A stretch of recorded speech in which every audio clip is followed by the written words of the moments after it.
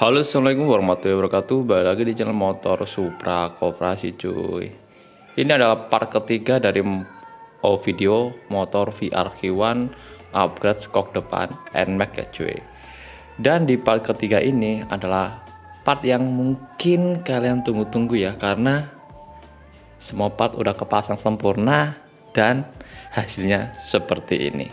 Kalian bisa lihat langsung.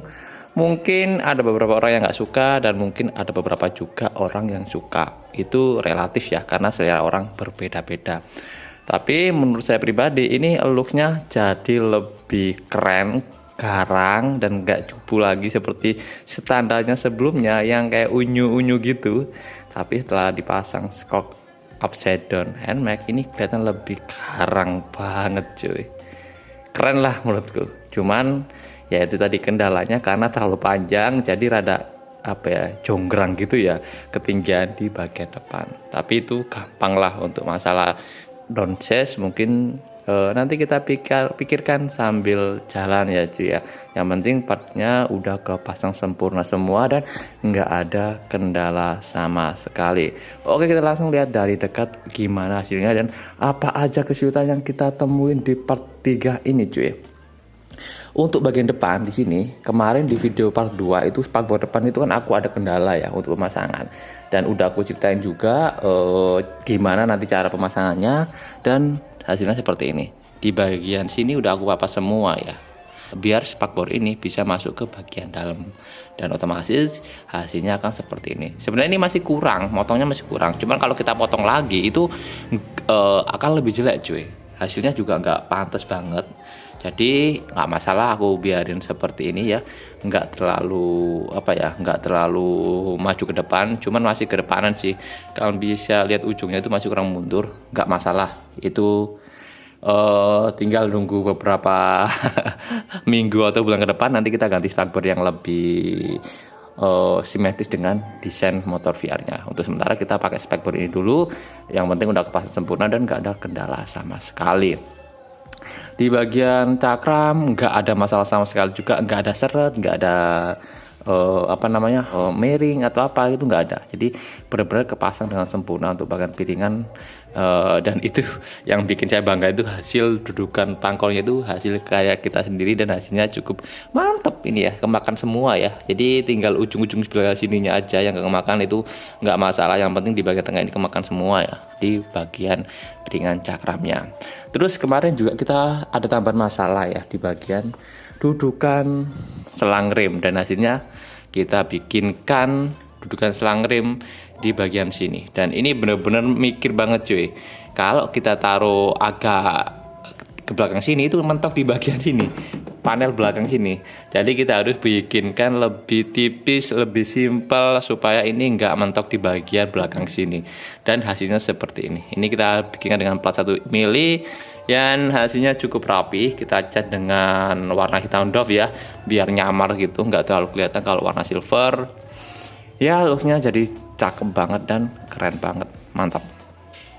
Terus di bagian mana lagi ya kemarin ya? Oh iya, di bagian nih panel depan, kalian bisa cek ini pasti ada yang aneh ya di bagian sini. Kalian bisa cek ini, kita coba cuy, kita coba selebar ini. Kita coba selebar ini supaya apa? Supaya ini nggak mentok skoknya. Kalau nggak kita coba itu mentok, cuy. Makanya kita coba supaya nggak mentok. Terus di bagian belakang di sini juga kita lubangin. Nih, kita lubangin supaya bagian skok kalau kita puter mentok itu nggak mentok ke bagian panel belakang. Nih, kelihatan kan? Jadi kita lubangin supaya nggak mentok. Bener-bener banyak banget pengorbanannya, cuy ya. Terus masalah lain yaitu di bagian stang. Kemarin sebenarnya nggak mau aku ganti, cuman kebetulan mas saya kemarin punya stang nggak kepakai ya, punyaan Uinflight N9 Pro, dan cocok banget. Dan yang saya suka dengan stang ini tuh ada bagian nih dudukan buat sennya, jadi itu pas banget supaya kita nggak bikinkan dudukan lagi untuk sin bawaan, karena untuk sin bawaan kan ngikut di bagian speedometer ya. otomatis nanti banyak yang diakalin. Dan kalau kita pakai stang ini kita tinggal berikan seinnya aja dan PNP, mantap sih itu. Locksnya kayak gini. Terus speedometer juga kemarin nggak aku ganti rencananya, tapi malah mikir ngakal lagi dan aku belikan speedometer yang murah 100 ribuan yang looknya kayak gini ya. Simple sih, yang penting ada gambar indikatornya aja, yang penting nggak polosan gitu. Terus di bagian speedometer ini ada masalah cuy, di bagian sein dan di bagian jarak jauh.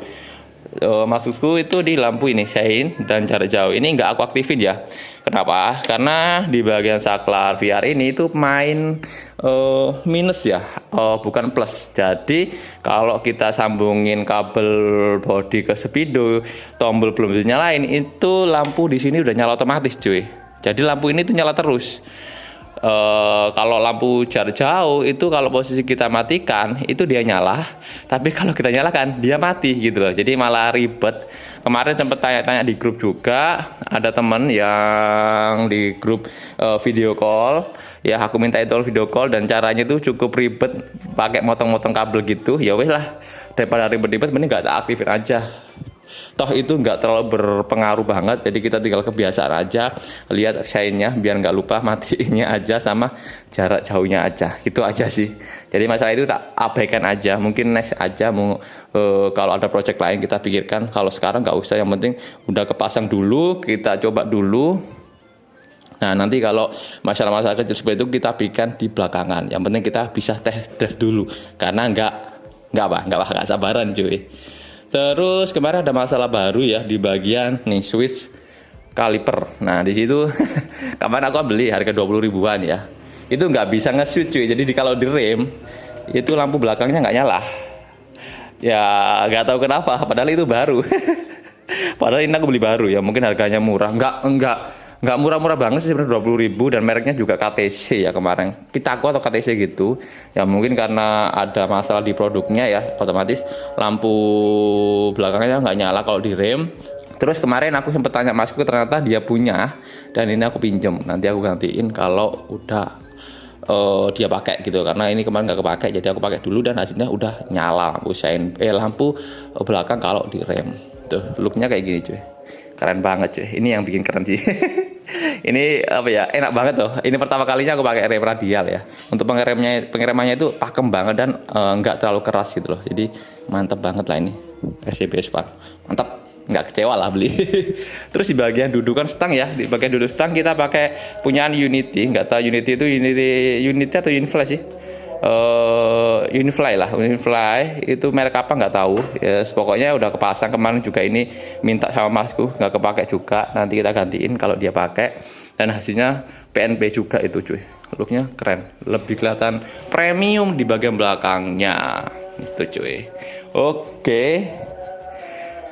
Nah ini penampakannya kalau kita lihat dari muter-muter ini baru ya, jadi makanya kita tutupin kayak gini biar nggak baret-baret. Nanti kita kasih stiker transparan tuh, ini looksnya ini keren banget sih menurutku. Ya itu aja sih video update kali ini. Mungkin ada pertanyaan, kalian bisa langsung aja komentar di bawah ya cuy ya. Tuh jika kalian pengen modif kayak gini juga bisa sih. Tapi ya itu biayanya lumayan lah. Oke, mungkin cukup itu aja video kali ini. Jangan lupa like dan subscribe ini. Jika ada pertanyaan kalian bisa langsung komentar aja di bawah. Saya Sugeng. Assalamualaikum warahmatullahi wabarakatuh. Bye bye.